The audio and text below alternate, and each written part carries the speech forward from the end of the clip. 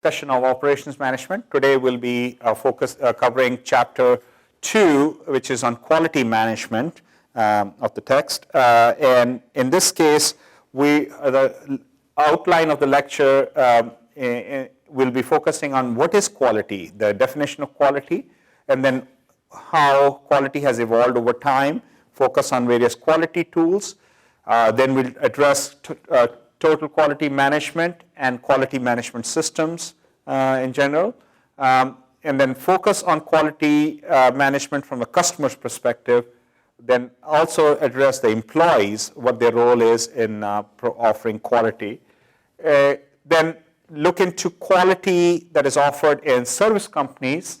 Then next we will address Six Sigma and cost of quality aspects, and then effect of quality management on productivity, and then finally address quality awards and ISO 9000. Okay? So that's the agenda for chapter 2. In terms of quality is, as an example, even though just by writing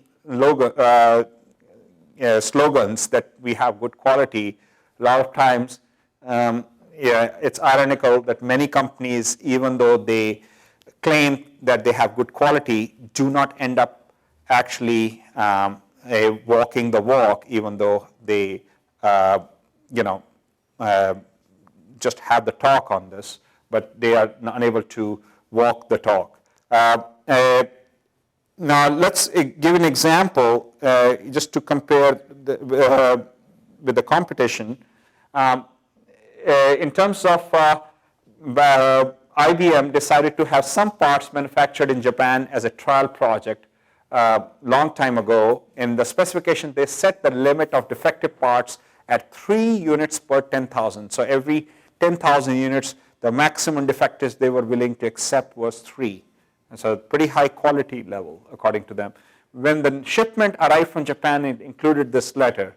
We Japanese have a hard time understanding North American business practices, but the 3 defective parts per 10,000 have been included and wrapped separately. Hope this pleases.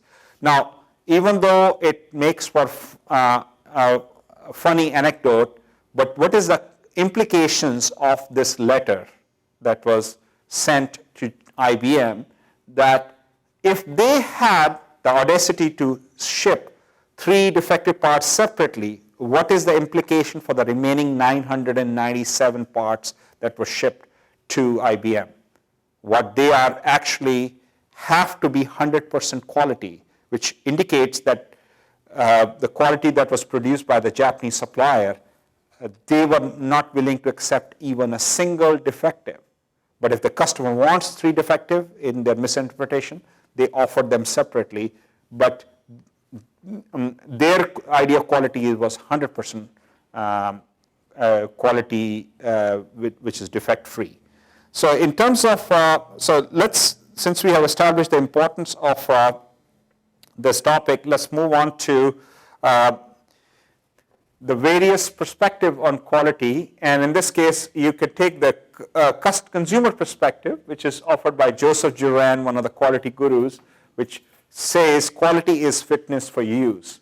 Philip Crosby, another quality guru, focuses on the producer perspective of quality, which is quality represents conformance to requirements. If I produce exactly the product which meet the requirements, the design requirements, that is good quality according to a producer.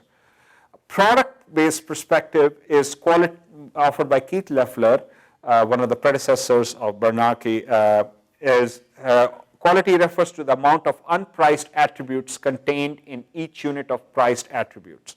So that is how much are the other factors that are unpriced that are in there which add value to the entire product.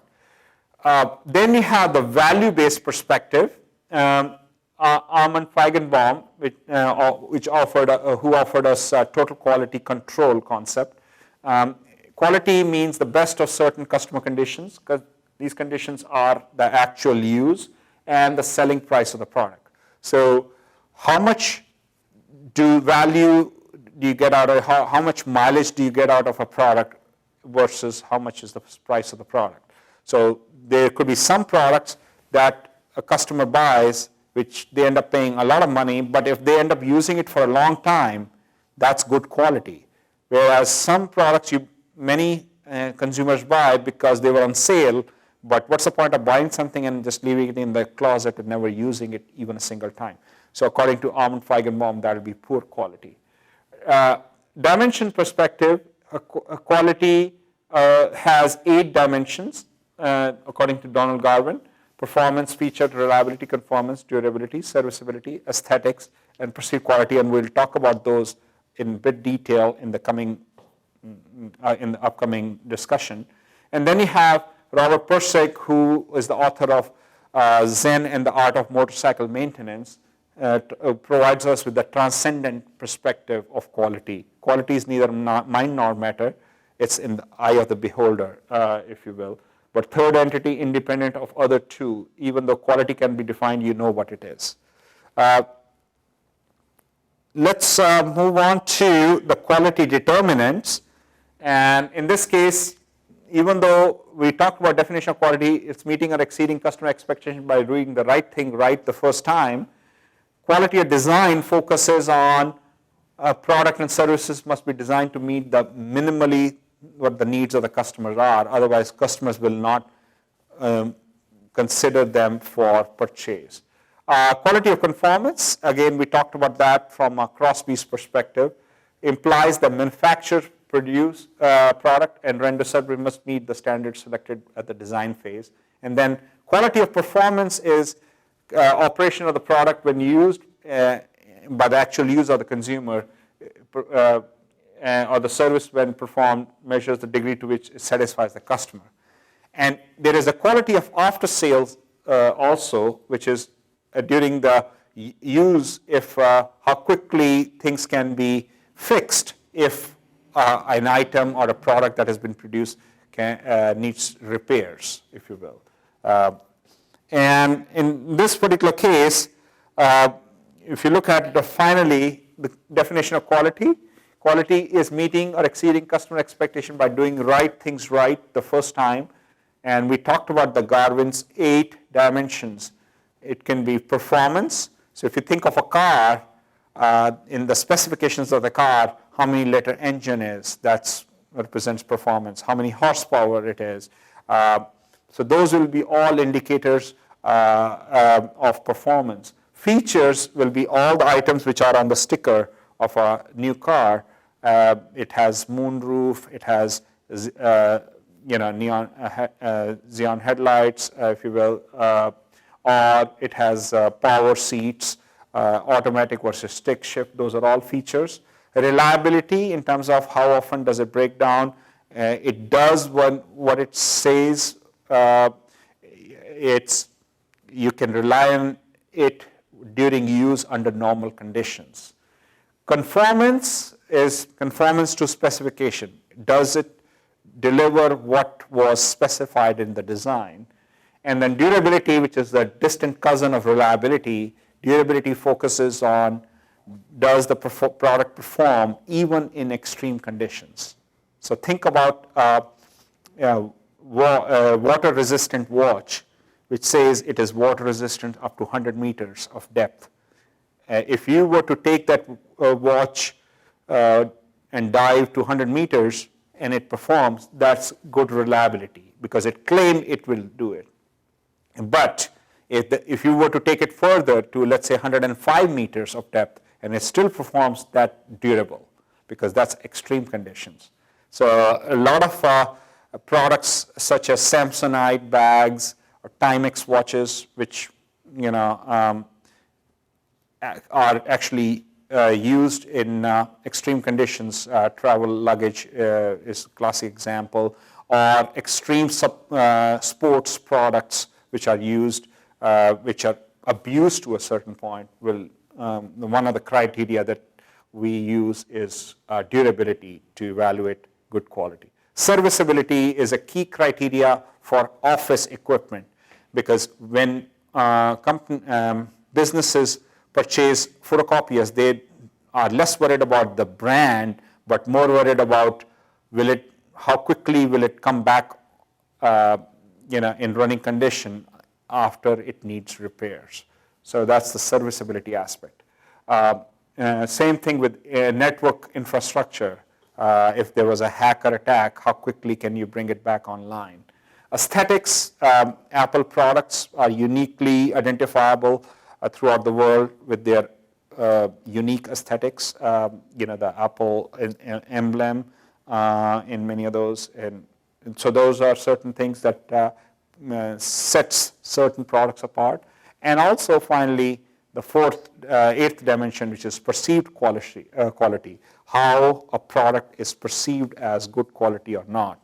Made in Japan has been, for a long time in recent memory, a perception of good quality, as an example. Talking about Japan, there is a Japanese character, Takumi, which actually symbolizes a broader dimension than quality, a deeper process than education, which is something that is cherished by the artisans, craftsmen, about how much pride they take in the workmanship of the product that they offer. Also coming from Japan is another view of quality, which is focusing on finding quality even in supposedly imperfect products, which makes them unique in certain cases. So if you think about, that's a concept of wabi-sabi, where in Japanese worldview aesthetics, even a product which is uneven as the nature intended, for example, if you think of granite and the cracks in the granite, or the flowers or weeds growing through the cracks of the granite, makes that piece of stone unique. And acceptance of the transient nature of products. That is, it was new at one time, it is aged now, and let's appreciate how things are at whatever part of the life cycle they are at this point. So that's more of an Eastern school of thought in terms of actually appreciating the beauty that is imperfect, impermanent, and incomplete, something which is a novel idea for the Western mindset, but nevertheless, from a global perspective, it's important to know that beauty is always not something that is perfect, but also appreciate what uniqueness is offered in a variety of products. Now, from a service quality perspective, service quality can be categorized under various areas, and time and timeliness. How long must a customer wait for service, or if the package that you're expecting delivered on time. Completeness, if all the order or all the requests of the customer were done on time, or the what all the services deliverables that you were expecting were delivered, or any of them were missing. Courtesy, the actual mannerism of treatment by employees of the customer, and in this case, were the interaction pleasant or nice, enough for customers to return back. Consistency, can the customers expect the same level of quality again and again, or each time it's highly variable. Accessibility and convenience, how easy it is to obtain service, or do you have to wait a long time to get to the live operator to get service. Accuracy, did you actually get the service that you were seeking, or there were any inaccuracies in it. And responsiveness, if any unusual situation occurs, how do they handle them, and able to respond to any unique customer situation in this case. In this particular scenario, you can look at various determinants of service quality: access, communication, competence, courtesy, credibility, reliability, responsiveness, security, tangibles, and understanding customer. So in this case, you can see these dimensions are determinants of service quality as were presented by Pershuraman, Zai, Thamel, and Berry. Basically try to give you how we measure quality versus expected service and compare that to perceived services. So you have word of mouth that is coming from which raises certain level of expectation. When you hear about a movie from all your friends saying, what a great movie, you should go watch it. If you hear it long enough, your expectations from that movie become unrealistically higher. And when you go see it, you may feel like, oh, it wasn't that great as how everybody else was presenting it to be. Also, expectations come from your own personal need. If you have a personal desire to see a certain movie, or based on your own past experience with a particular company, if you will. So those will all set your expectations. And perceived service is what you get when interacting with the service providers. And from that, the difference of that will give you what is the perceived service quality. And in this case, that one is, from these three researchers comes the ServQual model, which is focusing on the word of mouth, personal needs, and past experiences, which provide you the perceived expected services. And then from external communication, from the organization, what is delivering the actual service, you're getting the perceived services, which is based on perception of how company views what customers experience should be, or they are expecting. Translate that perception into specification, what customers actually want, and then deliver that service, and based on that, a certain delivery of service is perceived. So managing the quality is from both sides. You have the producer perspective as well as the consumer perspective, and then both of these actually, one focuses on the cost, other focuses on the quality and price, which will decide whether the product is fit to use in this case. Now let's move on to a discussion to the quality gurus in this case, starting with Walter Shewhart, which offered us the quality assurance area, and also developed control charts, which we'll be covering in chapter 3. In 1920s, he offered, also known as the Shewhart PDCA cycle, but sometimes people credit that to Deming as the Deming wheel, which is in the next slide. Deming, on his part, went to Japan, and but during World War II, he taught statistical quality control techniques to engineers and executives of military suppliers.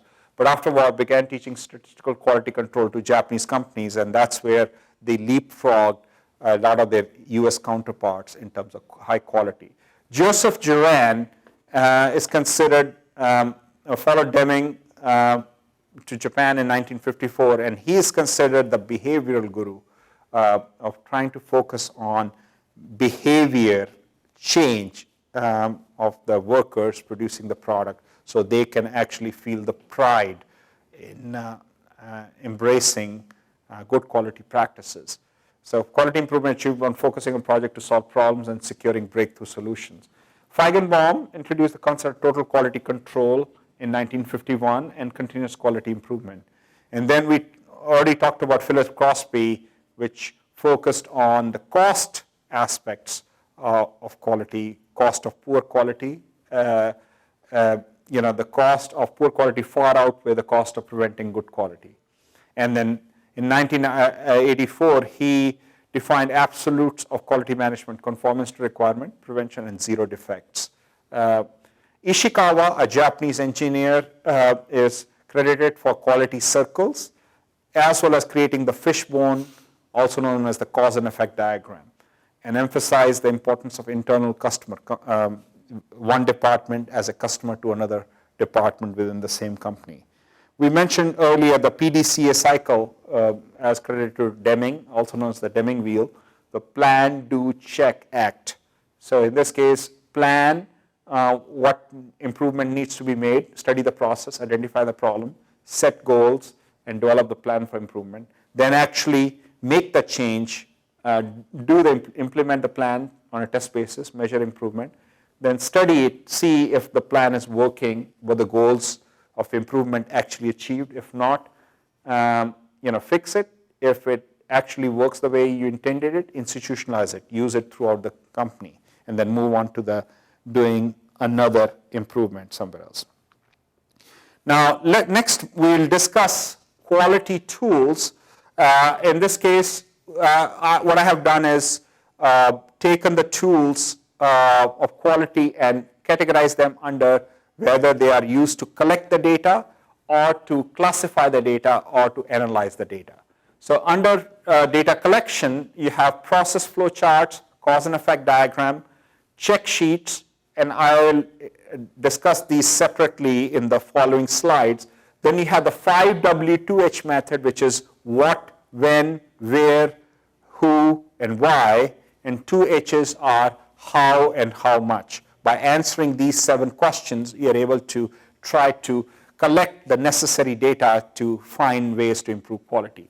Brainstorming is a very popular technique to come up with all the possible viable options of new creative solutions for a particular problem. And in terms of classification, and I'll address the remaining in the subsequent slides, then you have the histogram, Pareto analysis. These are, again, we'll discuss them, data classification tools in the subsequent slides.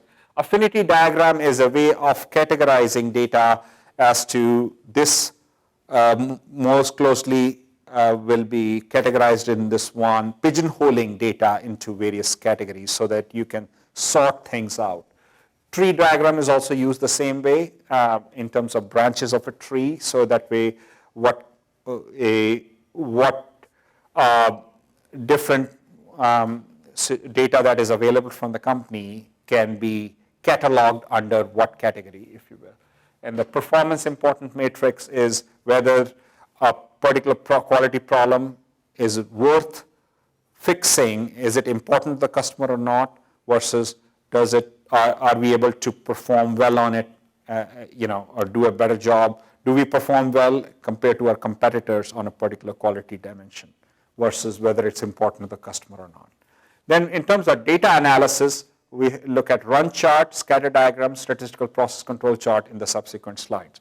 Now, so let's start with the process flow chart, which is a diagram which lists a step of a process. In this case, you could see a variety of steps. They could be actual operations, or it could be transportation, which is indicated by arrow, or it could be a storage, which is indicated by a rectangle over here, or it could be holding,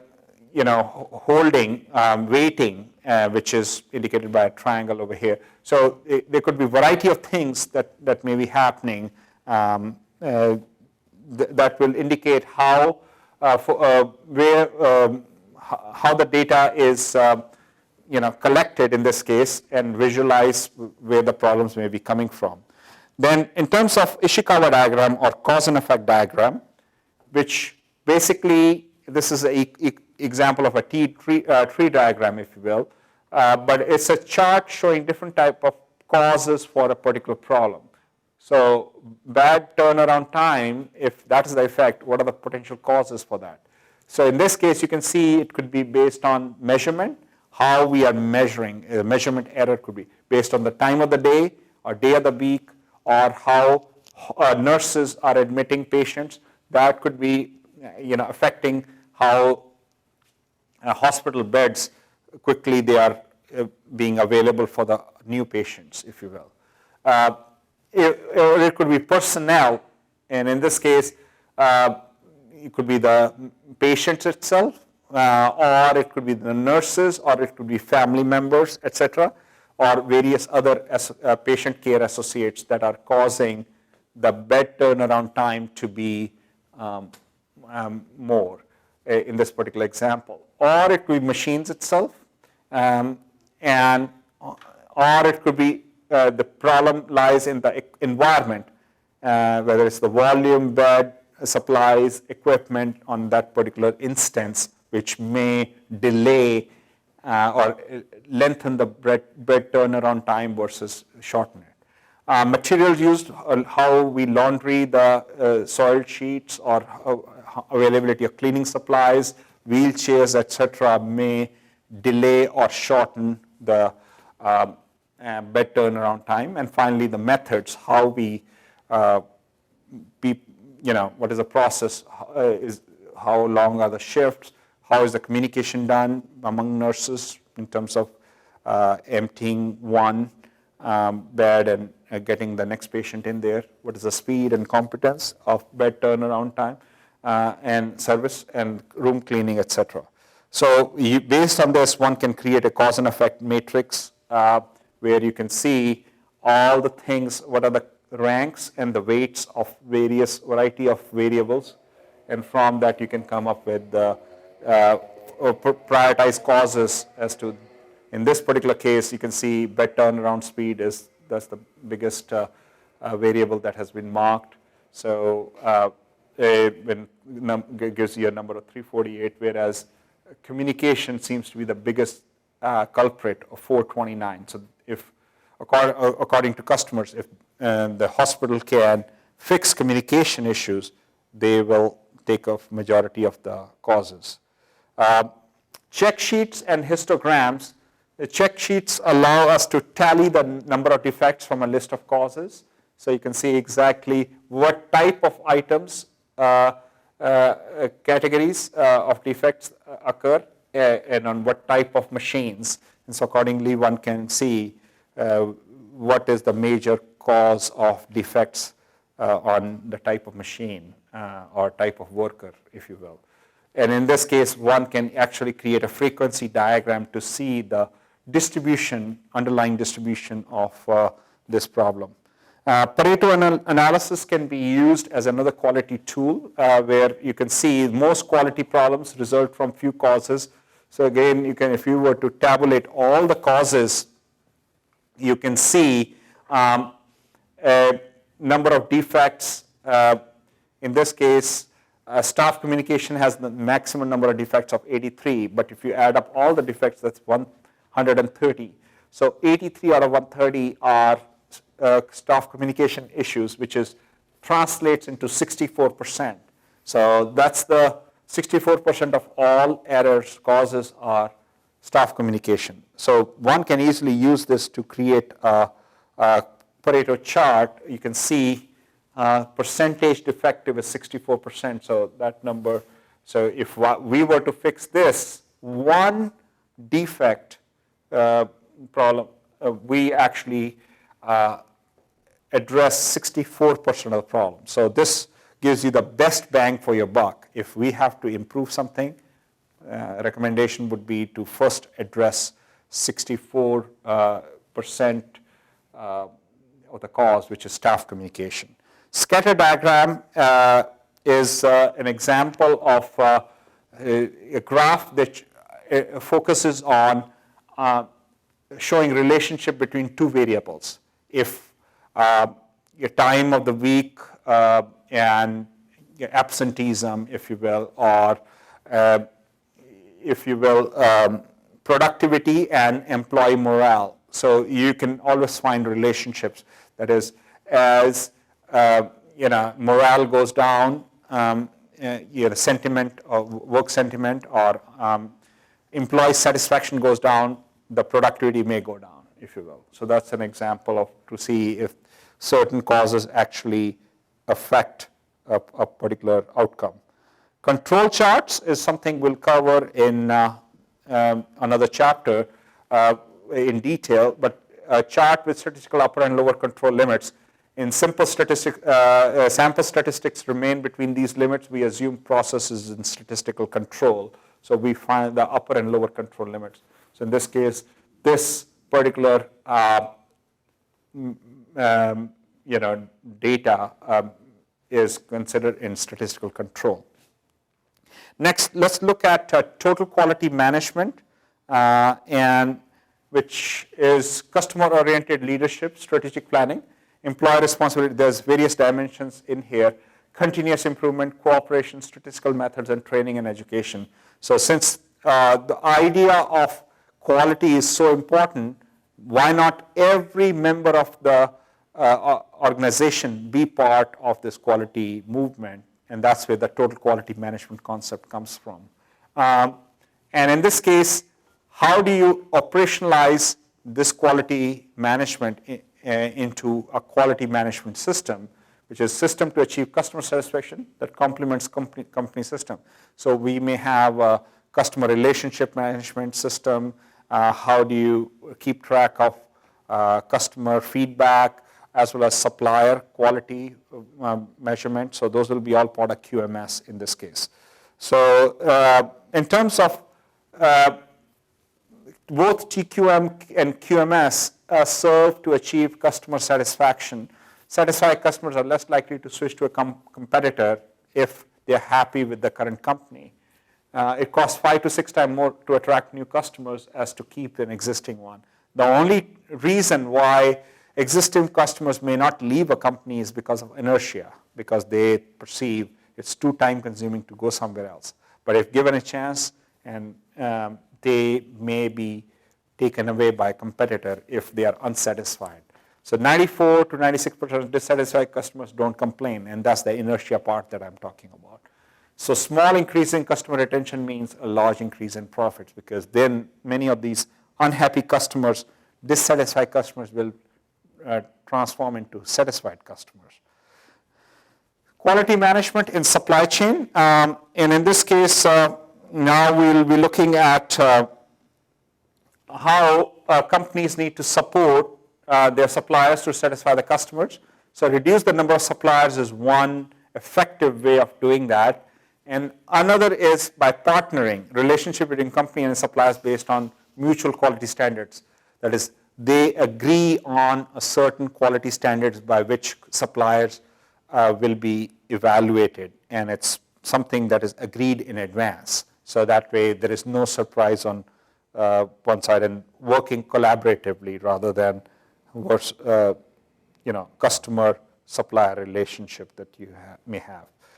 Measuring customer satisfaction, it's an important component of any quality management system. Use customer surveys to hear the voice of the customer. How are we doing? Please provide us your feedback. Many companies do that.